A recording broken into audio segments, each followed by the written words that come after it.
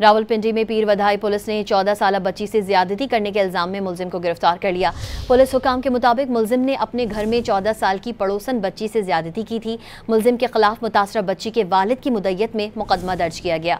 मतन के मुताबिक मुलजिम ने मुतासरा बच्ची को अपनी अहलिया को बुलाने का झांसा देकर घर बुलाया था। रावलपिंडी में पीर वधाई पुलिस ने 14 साल बच्ची से ज्यादती करने के इल्जाम में मुलजिम को गिरफ्तार कर लिया। पुलिस हुकाम के मुताबिक मुलजिम ने अपने घर में 14 साल की पड़ोसन बच्ची से ज्यादती की थी। मुलजिम के खिलाफ मुतासरा बच्ची के वालिद की मुद्दत में मुकदमा दर्ज किया गया। मतन के मुताबिक मुलजिम ने मुतासरा बच्ची को अपनी अहलिया को बुलाने का झांसा देकर घर बुलाया था। रावलपिंडी में पीर वधाई पुलिस ने 14 साल बच्ची से ज्यादती करने के इल्जाम में मुलजिम को गिरफ्तार कर लिया। पुलिस हुकाम के मुताबिक मुलजिम ने अपने घर में 14 साल की पड़ोसन बच्ची से ज्यादती की थी। मुलजिम के खिलाफ मुतासरा बच्ची के वालिद की मुद्दत में मुकदमा दर्ज किया गया।